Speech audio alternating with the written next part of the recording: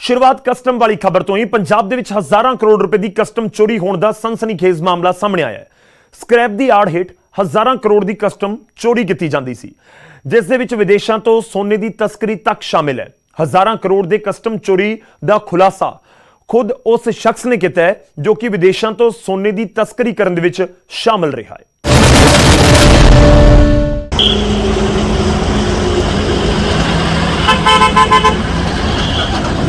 पंजाब दे विच हज़ारां करोड़ रुपए की कस्टम चोरी करने का सनसनीखेज मामला सामने आया है। स्क्रैप की आड़ दे विच 15,000 करोड़ रुपए की कथित कस्टम चोरी होने का अंदाजा लगाया जा रहा है। मामले का खुलासा उस वेले होया जदों स्क्रैप की आड़ हेठां विदेश तो लियांदी तकरीबन 2.5 करोड़ रुपए की सिगरेट फड़ी गई। इस तो बाद एक एक करके जदों परतां खुलणियां शुरू होईयां उस दे विच विदेश चों इंपोर्ट होए समान च कस्टम की बड़े पद्धर दे उत्ते चोरी का शक डूंगा होया है। कई प्रतिबंधित वस्तुआं तक स्क्रैप दे विच लुको के मंगवाईयां गईयां। कंटेनर इंपोर्ट किया गया सीगा जिस दे विच के इहदां दी वाइफ प्रोपराइटर शो की हुई है चंद्रशेखर ने अपनी वाइफ नूं, और आप यह पोर्ट के उपर AGM का काम करते। ठीक है। और इन्हां ने कंटेनर इंपोर्ट किया सीगा जिहदे विच ड्राई डेट्स मंगाईयां सी, बट जदों उसनूं इन्वेस्टिगेट किया गया तो विचों सिगरेट्स मिलियां जिहड़ियां कि 3 करोड़ तो अबव दी सिगरेट्स। ठीक है। Now he is in judicial custody. हज़ारां करोड़ के इस कस्टम चोरी के कई किंगपिन ने जिन्हां दे खिलाफ कई एजेंसियां ने जांच शुरू की है। शक जाहिर किया जा रहा है कि हज़ारां करोड़ की यह कस्टम चोरी लुधियाना के नेड़े दे 7 ड्राई पोर्ट्स के उत्ते हुई है, जिस दे विच क्विंटलां के हिसाब दे नाल सोने की तस्करी भी शामिल है।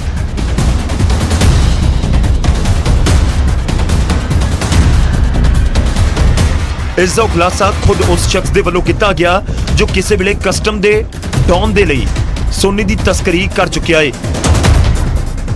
साडे नाम ते फर्मा लेके ये साडे तो माल HMS मंगाता है, साडे नाल कॉन्टैक्ट करता है भी मैं तेनू 300 रुपये टन दूंगा, 400 रुपये टन दूंगा, भी तेनू डरन की लोड़ नहीं, तेनू कुछ नहीं। कौन आ बंदा ये? संजय चौधरी है लुधियाने का। अच्छा। क्लीयरिंग एजेंट है।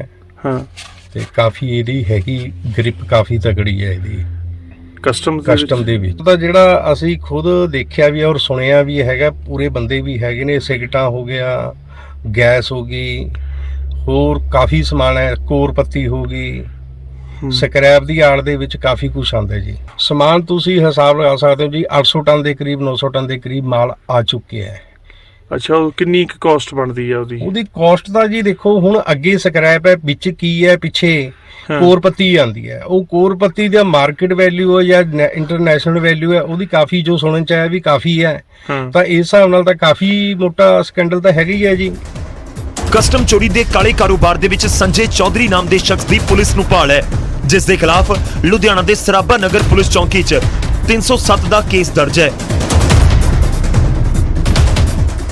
जिस कस्टम घोटाले की असी गल कर रहे हैं ਉਹਦਾ सूत्रधार संजय चौधरी का घर ਇਹ ਆ ਜਿਹੜਾ कि पिछले 1 महीने तो रूपोश होया और कस्टम भी ਉਹਨੂੰ ਲੱਭ ਰਹੀ ਆ ਤੇ पंजाब पुलिस भी ਉਹਨੂੰ ਲੱਭ ਰਹੀ ਆ। शक जाहिर किया जा रहा है कि जिहड़ी कंपनियां दे नामां दे उत्ते बिल तो विदेश तो सोना खरीदिया गया उन्हां कंपनियां नूं पैसा ट्रांसफर किया ही नहीं गया। जांच एजेंसियां इस गल की जांच कर रही ने कि किते इस सोने की खरीद लई हवाला दा राह अख्तियार नहीं किया गया। कस्टम ਦੇ ਵਿੱਚ ਚੰਡੀਗੜ੍ਹ ਜਦ 에ਅਰਪੋਰਟ ਤੇ ਉਤਰਦੇ ਸੀ, ਸਾਨੂੰ ਕੋਈ ਦੇਖਦਾ ਤੱਕ ਨਹੀਂ ਸੀ। ਕਿੰਨਾ ਸੋਨਾ ਹੁੰਦਾ ਸੀ ਇੱਕ ਵਾਰ 'ਚ ਤੁਹਾਡੇ ਕੋਲ? ਕਦੇ 5 ਕਿਲੋ, ਕਦੇ 7 ਕਿਲੋ, ਕਦੇ 7.5 ਕਿਲੋ, ਕਦੇ 6 ਕਿਲੋ ਪਰ ਹੈਡ। ਕਈ ਬੰਦੇ ਹੁੰਦੇ ਸੀਗੇ ਜੀ। ਕਿੰਨੇ ਬੰਦੇ ਰੋਜ਼ ਦੇ ਆਉਂਦੇ ਸੀਗੇ? 3 4 5 ਬੰਦੇ ਤਾਂ ਰੋਜ਼ ਦੇ ਹੁੰਦੇ ਸੀ ਅਪ ਡਾਊਨ ਜੀ। ਤੇ ਟੋਟਲ ਰੋਜ਼ ਦਾ ਕਿੰਨਾ ਸੋਨਾ ਇੱਥੋਂ ਚੰਡੀਗੜ੍ਹ 에ਅਰਪੋਰਟ ਤੋਂ ਨਿਕਲਦਾ ਸੀ? 40-50 ਕਿਲੋ, 50 ਕਿਲੋ ਤਾਂ ਘੱਟੋ ਘੱਟ ਤਾਂ ਹੁੰਦੇ ਸੀਗੇ। ਤੇ ਕਸਟਮ ਵਾਲੇ ਫੜਦੇ ਨਹੀਂ ਸੀ? ਨਾ ਜੀ, ਦੁਬਈ ਤੋਂ ਉਹ ਆਪਣਾ ਰਾਤ ਨੂੰ ਜਦ ਮੈਨੇ ਚੜਨਾ ਹੈ, ਇਹਨਾਂ ਨੇ ਮੇਰੀ ਫੋਟੋ ਉਹ ਕਸਟਮ ਵਾਲੇ ਨੂੰ ਭੇਜ ਦਿੰਦੇ ਹੋਣਗੇ ਜਾਂ ਉਰੇ ਕਿਸੇ ਬੰਦੇ ਨੂੰ ਭੇਜਦੇ ਨੇ। ਅੱਗੇ ਫਿਰ ਉਹ ਫੋਟੋ ਦੇ ਹਿਸਾਬ ਨਾਲ ਪਹਿਚਾਣ ਹੁੰਦੀ ਸੀ ਕਿ ਬੰਦੇ ਨੇ ਆਹ ਕੱਪੜੇ ਪਾਏ ਹੋਏ ਨੇ, ਇਹੋ ਜਿਹਾ ਬੰਦਾ। ਸਕ੍ਰੈਪ ਦੀ ਆੜ ਹੇਠਾਂ ਕਸਟਮ ਚੋਰੀ ਦਾ ਖੇਡ ਬਹੁਤ ਹੀ ਸ਼ਾਤਰ ਤਰੀਕੇ ਨਾਲ ਖੇਡਿਆ ਜਾਂਦਾ ਹੈ, ਜਿਸ ਦੇ ਲਈ ਕੰਟੇਨਰਾਂ ਦੇ ਅਗਲੇ ਹਿੱਸੇ ਵਿੱਚ 0% ਡਿਊਟੀ ਵਾਲਾ ਸਕ੍ਰੈਪ ਭਰ ਕੇ ਪਿਛਲੇ ਹਿੱਸੇ ਦੇ ਵਿੱਚ ਉਹ ਸਮਾਨ ਭਰਿਆ ਹੁੰਦਾ ਹੈ ਜਿਨ੍ਹਾਂ ਦੀ ਕਸਟਮ ਚੋਰੀ ਕੀਤੀ ਜਾਂਦੀ ਹੈ। ਤੋਂ ਇਹਨੇ ਕੰਮ ਕੀਤਾ ਹੈ ਉਦੋਂ ਤੋਂ ਲੈ ਕੇ ਹੁਣ ਤੱਕ ਚੋਰੀ ਹੈ ਜੀ। ਲਗਭਗ ਜੀ 10-12 ਹਜ਼ਾਰ ਕਰੋੜ ਰੁਪਏ ਤੋਂ ਘੱਟ ਨਹੀਂ ਹੋਣਾ, ਲਗਭਗ ਹੈ ਜਿਹੜਾ। ਇਸ ਪੂਰੇ ਮਾਮਲੇ 'ਚ ਕਸਟਮ ਅਧਿਕਾਰੀ AS ਰੰਗਾ ਨਾਲ ਵੀ ਰਾਬਤਾ ਕਾਇਮ ਕਰਨ ਦੀ ਕੋਸ਼ਿਸ਼ ਕੀਤੀ ਗਈ। ਉਹਨਾਂ ਨੇ ਮਾਮਲੇ ਨਾਲ ਸੰਬੰਧਿਤ ਕਈ ਸਵਾਲ ਭੇਜੇ ਗਏ ਪਰ ਜਵਾਬ ਕੋਈ ਨਹੀਂ ਆਇਆ।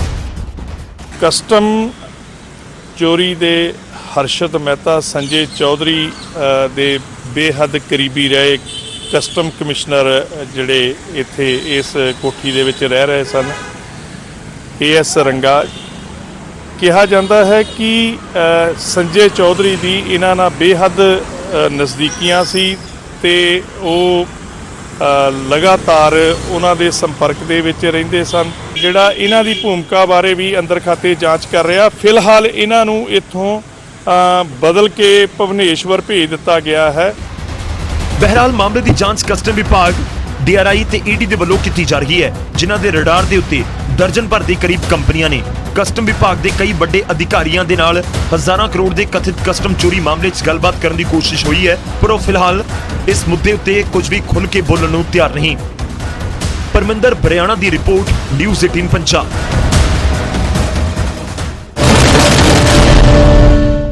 ਉਧਰ ਅੰਮ੍ਰਿਤਸਰ ਤੋਂ ਹੈਰਾਨ ਅਤੇ ਪਰੇਸ਼ਾਨ ਕਰਨ ਵਾਲੀਆਂ ਤਸਵੀਰਾਂ ਸਾਹਮਣੇ ਆਈਆਂ, ਜਿੱਥੇ ਚਿੱਟਾ ਸ਼ਰੇਆਮ ਵਿਕਦਾ ਹੈ ਤੇ ਸ਼ਰੇਆਮ ਸੇਵਨ ਵੀ ਹੋ ਰਿਹਾ ਹੈ। ਨੌਜਵਾਨਾਂ ਨੇ ਚਿੱਟੇ ਦਾ ਸੇਵਨ ਇੰਨਾ ਕਰ ਲਿਆ ਕਿ ਉਹਨਾਂ ਨੂੰ ਕੋਈ ਸੁੱਧ-ਬੁੱਧ ਵੀ ਨਹੀਂ।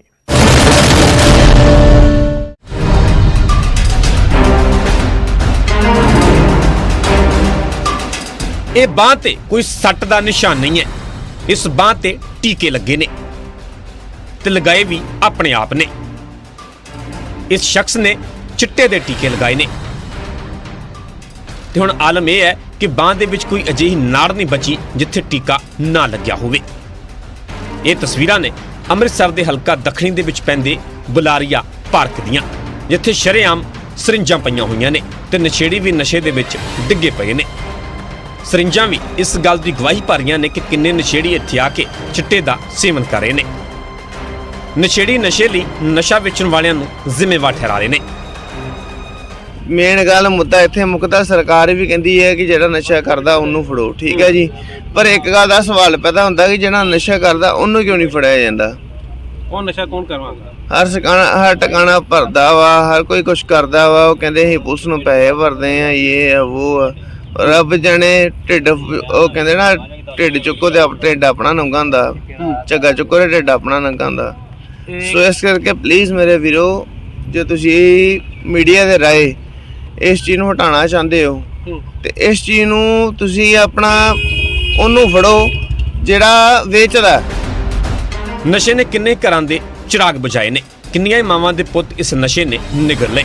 ਇਸ ਮਾਂ ਦਾ ਪੁੱਤ ਵੀ ਨਸ਼ੇ ਦੀ ਦਲਦਲ ਦਾ ਸ਼ਿਕਾਰ ਹੋਇਆ ਤੇ ਸਮੇਂ ਦੀਆਂ ਸਰਕਾਰਾਂ ਨੂੰ ਹੱਥ ਜੋੜ ਕੇ ਬੇਨਤੀ ਕਰ ਰਹੀ ਹੈ ਕਿ ਨਸ਼ੇ ਨੂੰ ਖਤਮ ਕੀਤਾ ਜਾਵੇ। ਮੇਰਾ ਤਾਂ ਘਰ ਉਜੜਿਆ ਪਰ ਹੋਰ ਕਿਸੇ ਦਾ ਨਾ ਉਜੜੇ। ਇਹ ਕਹਿਣਾ ਚਾਹੂੰਗੀ ਕਿ ਬਸ ਇੱਥੋਂ ਨਸ਼ਾ ਮੁਕਾਇਆ ਜਾਵੇ। ਅਸੀਂ ਬਹੁਤ ਪਰੇਸ਼ਾਨ, ਅਸੀਂ ਇੱਥੋਂ ਲੰਘ ਕੇ ਵੀ ਜਾਈਦਾ ਵਾ ਤੇ ਆਮ ਘਰਾਂ ਦੇ ਬੱਚੇ ਇੱਥੇ ਨਸ਼ਾ ਪੀ ਕੇ ਟੀਕੇ ਲਾ ਕੇ ਡਿੱਗੇ ਹੁੰਦੇ ਆ। ਤੇ ਬਸ ਇਹ ਅਰਦਾਸ ਤੁਹਾਡੇ ਅੱਗੇ ਹੈਗੀ ਆ ਕਿ ਬਸ ਅਸੀਂ ਇਹੀ ਚਾਹਾਂਗੇ, ਕਿਉਂਕਿ ਮੈਂ ਆਪ ਬਹੁਤ ਜ਼ਿਆਦਾ ਦੁਖੀ ਹੋਈ ਹਾਂ। ਮੇਰਾ ਘਰ ਵੀ ਉਜੜਿਆ ਪਿਆ ਵਾ। ਸ਼ਹਿਰ ਵਾਸੀਆਂ ਦਾ ਕਹਿਣਾ ਹੈ ਕਿ ਪਾਰਕ ਦੇ ਵਿੱਚ ਰੋਜ਼ਾਨਾ ਪਤਾ ਨਹੀਂ ਕਿੰਨੇ ਕੁ ਨੌਜਵਾਨ ਆਉਂਦੇ ਨੇ ਤੇ ਨਸ਼ਾ ਕਰਦੇ ਨੇ, ਜਿਸ ਕਾਰਨ ਲੋਕ ਪਾਰਕ ਦੇ ਵਿੱਚ ਆਉਣ ਤੋਂ ਕੰਨੀ ਕਤਰਾਉਂਦੇ ਨੇ। ਕਿ ਜਦ ਕਿ ਇਹਨਾਂ ਨੂੰ ਇਹ ਚੀਜ਼ ਤੇ ਭਲੀ ਭਾਤੀ ਜਾਗਰੂਕਤੀ ਹੋਣੀ ਚਾਹੀਦੀ ਹੈ ਕਿ ਜਿਹੜੇ ਇੱਥੇ ਲੋਕਾਂ ਦੀਆਂ ਧੀਆਂ ਭੈਣਾਂ ਘੁੰਮਦੀਆਂ ਵਾ ਕੇ ਇੱਥੇ ਨਸ਼ੇੜੀ ਮੁੰਡੇ ਆ ਕੇ ਨਸ਼ਾ ਪੀਂਦੇ ਨੇ। ਵੀਡੀਓ ਬਣਦੀ ਦੇਖ ਨਸ਼ੇੜੀ ਉੱਥੋਂ ਭੱਜਦੇ ਦਿਖੇ ਤੇ ਲੋਕਾਂ ਨੂੰ ਕਹਿ ਰਹੇ ਸਨ ਕਿ ਸਾਡੀ ਵੀਡੀਓ ਨਾ ਬਣਾਓ, ਮੇਰਾ ਘਰ ਉਜੜ ਜਾਵੇਗਾ। ਮੇਰਾ ਵੀਡੀਓ ਨਾ ਬਣਾਓ ਮੇਰਾ ਵੀਰ ਪਲੀਜ਼ ਯਾਰ। ਨਹੀਂ ਵੀਡੀਓ ਨਹੀਂ ਬਣਾਉਂਦੇ, ਮੈਂ ਵੀਡੀਓ ਬੰਦ ਕਰ ਨਹੀਂ ਭਰਾ, ਮੇਰਾ ਤਲਾਕ ਹੋਣਾ ਮੇਰਾ। ਨਹੀਂ ਵੀਡੀਓ ਨਹੀਂ ਬੰਦ ਕੀਤੀ ਵੀਡੀਓ ਤੂੰ ਆਪਣਾ ਬਸ ਠੀਕ ਹੈ, ਤੂੰ ਪਹਿਲਾਂ ਦੱਸ ਨਾ ਬਣਾਈ ਯਾਰ। ਰਿਪੋਰਟ ਦੀ ਗੱਲ ਆ ਨਾ, ਕਿਸੇ ਦਾ ਘਰ ਟੁੱਟ ਜਾਣਾ ਵੀਰੇ। ਨਹੀਂ ਤਾਂ ਕਹਿਣਾ ਬੇਨਤੀ ਨਸ਼ਾ ਕੀਤਾ ਕਿ ਨਸ਼ਾ ਤੇਰੇ ਆਪ ਲਾਇਆ ਜਾਂ ਕਿਸੇ ਨੇ ਲਾਇਆ? ਠੀਕ ਆ। ਵੀਡੀਓ ਦੇ ਵਿੱਚ ਘਰ ਉਜੜਨ ਵਾਲੀ ਗੱਲ ਕਹਿਣ ਵਾਲੇ ਨੌਜਵਾਨ ਨੂੰ ਇਸ ਗੱਲ ਦਾ ਅਹਿਸਾਸ ਨਹੀਂ ਸੀ ਕਿ ਉਸ ਦਾ ਘਰ ਤਾਂ ਨਸ਼ੇ ਨੇ ਪਹਿਲਾਂ ਹੀ ਉਜਾੜ ਦਿੱਤਾ ਸੀ। ਤਸਵੀਰਾਂ ਹੈਰਾਨ ਤੇ ਪਰੇਸ਼ਾਨ ਕਰਨ ਵਾਲੀਆਂ ਨੇ। ਲੋੜ ਹੈ ਨਸ਼ੇ ਨੂੰ ਖਤਮ ਕਰਨ ਦੀ। ਨਸ਼ਾ ਕਰਨ ਵਾਲਿਆਂ ਦੇ ਨਾਲ-ਨਾਲ ਨਸ਼ਾ ਵੇਚਣ ਵਾਲਿਆਂ ਨੂੰ ਫੜਿਆ ਜਾਵੇ ਤਾਂ ਜੋ ਆਉਣ ਵਾਲੀ ਪੀੜ੍ਹੀ ਨੂੰ ਨਸ਼ੇ ਤੋਂ ਦੂਰ ਰੱਖਿਆ ਜਾਵੇ।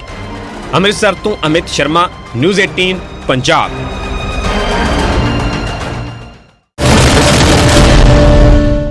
ਹੁਣ ਖਬਰ ਹਰਿਆਣਾ ਦੇ ਫਤਿਹਾਬਾਦ ਤੋਂ। ਗੱਲ ਕਿਸਾਨਾਂ ਦੀ ਤੇ ਉਹਨਾਂ ਦੀ ਫਸਲ ਦੀ। ਫਤਿਹਾਬਾਦ ਦੀ ਅਨਾਜ ਮੰਡੀ ਦੇ ਵਿੱਚ ਝੋਨਾ ਚੋਰੀ ਕਰਨ ਦਾ ਮਾਮਲਾ ਸਾਹਮਣੇ ਆਇਆ ਹੈ। ਸੀਸੀਟੀਵੀ ਫੁਟੇਜ ਦੇ ਵਿੱਚ ਕੈਦ ਹੋਏ ਝੋਨਾ ਚੋਰੀ ਗਿਰੋਹ ਦੇ ਜ਼ਿਆਦਾਤਰ ਮੈਂਬਰ ਮਹਿਲਾਵਾਂ ਨੇ, ਜੋ ਕਿ ਰਾਤ ਦੇ ਸਮੇਂ ਮੰਡੀ ਤੋਂ ਝੋਨਾ ਚੋਰੀ ਕਰ ਲੈਂਦੇ ਨੇ। ਕਿਸਾਨਾਂ ਦਾ ਇਲਜ਼ਾਮ ਹੈ ਕਿ ਪੁਲਿਸ ਇਸ ਮਾਮਲੇ ਤੇ ਕੋਈ ਕਾਰਵਾਈ ਨਹੀਂ ਕਰ ਰਹੀ।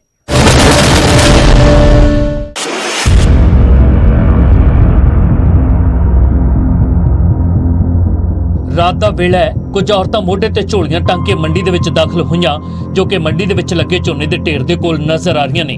ਕਿਸਾਨਾਂ ਦਾ ਇਲਜ਼ਾਮ ਨੇ ਕਿ ਇਹ ਸਾਰੀਆਂ ਮਹਿਲਾਵਾਂ ਝੋਨਾ ਚੋਰੀ ਕਰਨ ਵਾਲੇ ਗਿਰੋਹ ਦੀਆਂ ਮੈਂਬਰ ਨੇ, ਜੋ ਮੰਡੀ 'ਚੋਂ ਕਿਸਾਨਾਂ ਦਾ ਝੋਨਾ ਚੋਰੀ ਕਰਕੇ ਉਸ ਨੂੰ ਬਾਜ਼ਾਰ ਦੇ ਵਿੱਚ ਵੇਚ ਦਿੰਦੀਆਂ ਨੇ। ਕਿਸਾਨ ਇਸ ਗਿਰੋਹ ਤੋਂ ਕਾਫੀ ਪਰੇਸ਼ਾਨ ਨੇ, ਜਿਸ ਨੂੰ ਲੈ ਕੇ ਕਿਸਾਨਾਂ ਦਾ ਇਲਜ਼ਾਮ ਹੈ ਕਿ ਉਹ ਕਈ ਵਾਰ ਪੁਲਿਸ ਪ੍ਰਸ਼ਾਸਨ ਨੂੰ ਇਸ ਬਾਰੇ ਸ਼ਿਕਾਇਤ ਵੀ ਕਰ ਚੁੱਕੇ ਨੇ, ਪਰ ਕੋਈ ਕਾਰਵਾਈ नहीं की जा रही है। सबसे बड़ी बात है मंडी के अंदर चोरी करवाई जा रही है। एक ऐसे गैंग है जो सुबह 4 बजे 3 बजे टोलियां बना के उतर आते हैं और रोज 200 क्विंटल धान रतिया मंडी से चोरी हो जाता है और प्रशासन कुंभकर्ण की नींद सोया हुआ है। किसानों के वालों मंडी च झोना चोरी करने की वीडियो पुलिस नूं दित्ती गई है। उत्थे किसानों के भी इल्जाम है कि मंडी दे विच पिया उन्हां दा झोना नहीं खरीदिया जा रहा, जबकि बाहरले सूबे तो आया झोना खरीदिया जा रहा है। किसान का दाना दाना खरीदेंगे, मगर किसान का दाना दाना तो नहीं खरीद रहे, यूपी से आया हुआ धान का दाना दाना खरीद रहे हैं, जो 2 नंबर में धान आ रहा है। किसान मंडियों के अंदर रुल रहा है। पिछले 8 दिनों से लगातार लोग डेयरियों पे बैठे हैं। दिवाली से लेकर आज तक बोली बंद थी, एक बार बोली चलाई है उसमें भी पक्षपात कर गए। किसान इस गल तो भी औखे ने कि दिवाली तो बाद झोने की बोली नहीं लगी। किसान परेशान ने, एक तो बोली नहीं हो रही, दूजा झोना खरीदिया नहीं जा रहा ते तीजा उत्तों चोर झोना चुक के लेके जा रहे हैं। फिलहाल किसानों ने हुण सड़क ते उतरन की चेतावनी दी है। उन्होंने कहा कि जेकर कोई कार्रवाई ना हुई तो फिर बड़ा एक्शन होगा। फतेहाबाद तो जसपाल सिंह, न्यूज़ 18।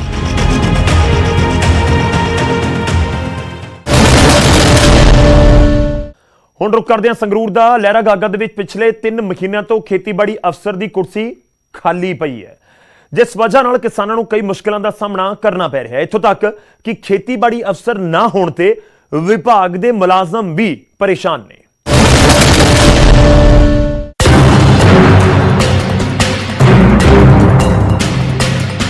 ਇਹ ਲਹਿਰਾ ਗਾਗਾ ਦਾ ਖੇਤੀਬਾੜੀ ਤੇ ਕਿਸਾਨ ਭਲਾਈ ਵਿਭਾਗ, ਜਿੱਥੇ ਪਿਛਲੇ 3 ਮਹੀਨਿਆਂ ਤੋਂ ਖੇਤੀਬਾੜੀ ਅਫਸਰ ਦੀ ਕੁਰਸੀ ਖਾਲੀ ਹੀ ਪਈ ਹੈ। ਟੇਬਲ ਤੇ ਫਾਈਲਾਂ ਦੇ ਢੇਰ ਲੱਗੇ ਨੇ ਤੇ ਕਿਸਾਨਾਂ ਨੂੰ ਮੁਸ਼ਕਲਾਂ ਦਾ ਸਾਹਮਣਾ ਕਰਨਾ ਪੈ ਰਿਹਾ ਹੈ। ਕਿਸਾਨਾਂ ਦਾ ਕਹਿਣਾ ਹੈ ਕਿ ਖੇਤੀਬਾੜੀ ਅਫਸਰ ਨਹੀਂ ਹੋਣ ਤੇ ਉਹਨਾਂ ਨੂੰ ਮੁਆਵਜ਼ਾ ਕਿਵੇਂ ਮਿਲੇਗਾ, ਉਹਨਾਂ ਦੀ ਫਸਲ ਦੀ ਗਿਰਦਾਵਰੀ ਸਹੀ ਨਹੀਂ ਹੋ ਸਕਦੀ ਤੇ ਨਾ ਹੀ ਉਹਨਾਂ ਨੂੰ ਖੇਤੀ ਬਾਰੇ ਜਾਣਕਾਰੀ ਮਿਲੇਗੀ, ਜਿਸ ਦਾ ਕਿਸਾਨਾਂ ਨੂੰ ਵੱਡਾ ਖਾਮਿਆਜ਼ਾ ਭੁਗਤਣਾ ਪੈ ਸਕਦਾ ਹੈ। ਜਦੋਂ ਇੱਥੇ ਕਿਸੇ ਤਰ੍ਹਾਂ ਦੀ ਵੀ ਕੋਈ ਟ੍ਰੈਜਡੀ ਵਾਪਰਦੀ ਹੈ, ਗੜੇਮਾਰੀ ਹੋ ਜਾਂਦੀ ਹੈ, ਘੱਗਰ ਫਸਲ ਤਬਾਹ ਕਰ ਦਿੰਦਾ ਹੈ, ਜਾਂ ਗੁਲਾਬੀ ਸੁੰਡੀ ਨੇ ਨਰਮੇ ਦੀ ਫਸਲ ਤਬਾਹ ਕੀਤੀ ਹੈ, ਜਾਂ ਅੱਡ-ਅੱਡ ਸਮਿਆਂ ਤੇ ਜਿਹੋ ਜਿਹੇ ਵੀ ਕੋਈ ਨੁਕਸਾਨ ਹੁੰਦੇ ਹੈ, ਜਿਹੜੇ ਉਹਦੇ ਪਾਰਖੂ ਹੈ, ਜਿਨ੍ਹਾਂ ਨੇ ਉਹਦੀ ਪੜਤਾਲ ਕਰਨੀ ਹੁੰਦੀ ਹੈ, ਉਹ ਇੱਥੇ ਹੈ ਹੀ ਨਹੀਂ। ਇਸ ਕਰਕੇ ਕੀ ਤੋਂ ਆਸ ਕਰਾਂਗੇ ਕਿ ਸਾਡੀ ਫਸਲਾਂ ਦੇ ਜਿਹੜੇ ਸਹੀ ਮਾਇਨੇ ਹੈ ਉਹ ਕੀਤੇ ਜਾਣ। ਉੱਥੇ ਖੇਤੀਬਾੜੀ ਤੇ ਕਿਸਾਨ ਭਲਾਈ ਵਿਭਾਗ ਦੇ ਕਰਮਚਾਰੀ ਵੀ ਖੇਤੀਬਾੜੀ ਅਫਸਰ ਨਹੀਂ ਹੋਣ ਦੇ ਉੱਤੇ ਪਰੇਸ਼ਾਨ ਨੇ। ਖੇਤੀਬਾੜੀ ਅਫਸਰ ਨਾ ਹੋਣ ਕਰਕੇ ਫਾਈਲਾਂ ਕਲੀਅਰ ਨਹੀਂ ਹੋ ਪਾ ਰਹੀਆਂ।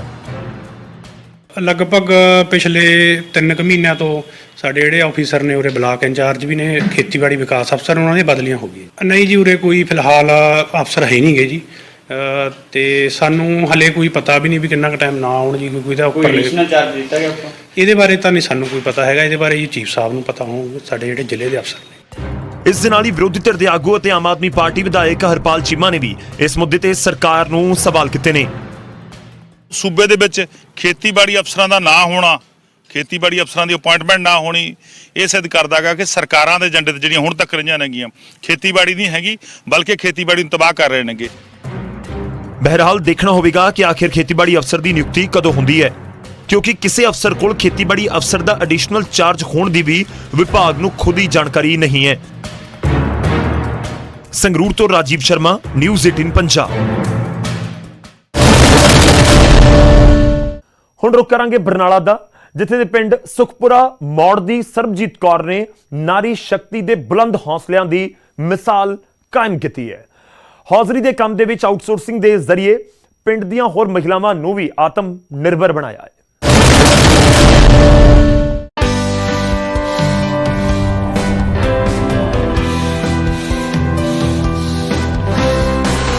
ਇਹ ਔਰਤਾਂ ਖਾਸ ਨੇ, ਮਹਿਲਾਵਾਂ ਲਈ ਨਵੀਂ ਉਮੀਦ ਦੀ ਕਿਰਨ ਨੇ। ਔਰਤਾਂ ਜਿਨ੍ਹਾਂ ਨੇ ਆਤਮ ਨਿਰਭਰ ਹੋਣ ਦਾ ਬੀੜਾ ਚੁੱਕਿਆ ਹੈ। ਸਿਰਫ ਆਤਮ ਨਿਰਭਰ ਹੋਣਾ ਹੀ ਮਕਸਦ ਨਹੀਂ, ਬਲਕਿ ਹੋਰਾਂ ਨੂੰ ਰੁਜ਼ਗਾਰ ਦੇਣਾ ਵੀ ਮਕਸਦ ਹੈ। ਬਰਨਾਲਾ ਦੇ ਪਿੰਡ ਸੁਖਪੁਰਾ ਮੌੜ ਦੀ ਸਰਬਜੀਤ ਨੇ ਆਪਣੇ ਜਜ਼ਬੇ ਤੇ ਉਦਮ ਨਾਲ ਘਰੇਲੂ ਔਰਤਾਂ ਲਈ ਮਿਸਾਲ ਪੈਦਾ ਕੀਤੀ ਹੈ। ਸਰਬਜੀਤ ਕੌਰ ਉੱਨ ਦਾ ਕੰਮ ਕਰਦੀ ਹੈ। ਉਸਨੇ ਨਾ ਸਿਰਫ ਆਪਣੇ ਲਈ ਰੁਜ਼ਗਾਰ ਪੈਦਾ ਕੀਤਾ, ਬਲਕਿ ਪਿੰਡ ਦੀਆਂ ਹੋਰ ਔਰਤਾਂ ਨੂੰ ਵੀ ਕੰਮ ਦੇ ਕੇ ਕਮਾਈ ਕਰਨ ਦੇ ਮੌਕੇ ਦਿੱਤੇ ਨੇ। ਮੇਰੇ ਕੰਮ ਨਾਲ ਤਾਂ ਮੈਨੂੰ 15 ਸਾਲ ਹੋ ਗਏ ਕੰਮ ਕਰਦੀ ਨੂੰ। ਫਿਰ ਸਾਨੂੰ ਲੁਧਿਆਣੇ ਦੀ ਦੱਸ ਪਈ ਤੇ ਅਸੀਂ ਫਿਰ ਇਹ ਲੁਧਿਆਣੇ ਤੋਂ ਮਾਲ ਲਿਆਉਂਦੇ ਆ ਤੇ ਲੁਧਿਆਣੇ ਫੜਾ ਕੇ ਆਉਂਦੇ ਆਂਗੇ। ਵੇਟ ਕਰਕੇ ਫੜਾਏ ਆਉਂਦੇ ਆ, ਵੇਟ ਕਰਕੇ ਉਹ ਸਾਨੂੰ ਦੇ ਦਿੰਦੇ ਆ ਤੇ ਪੀਸਾਂ ਦੇ ਹਿਸਾਬ ਤੇ ਸਾਨੂੰ ਪੈਸੇ ਦਿੰਦੇ ਆ।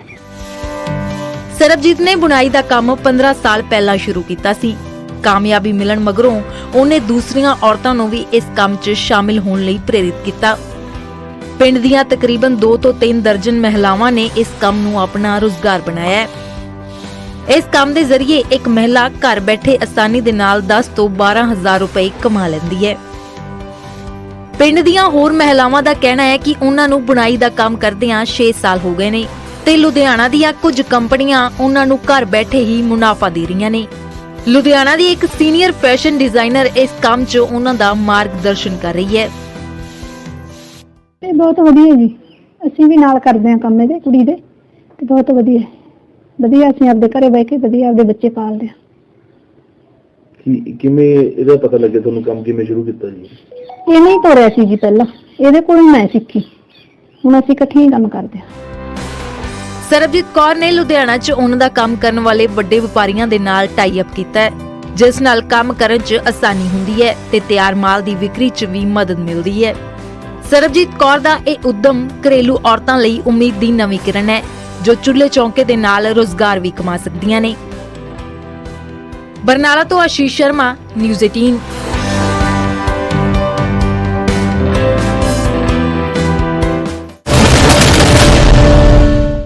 ਖਬਰ ਜੋ ਮੁੱਦਾ ਬਣੀ ਦੇ ਵਿੱਚ ਅੱਜ ਦੇ ਲਈ ਇੰਨਾ ਹੀ। ਇਜਾਜ਼ਤ ਦਿਓ, ਧੰਨਵਾਦ।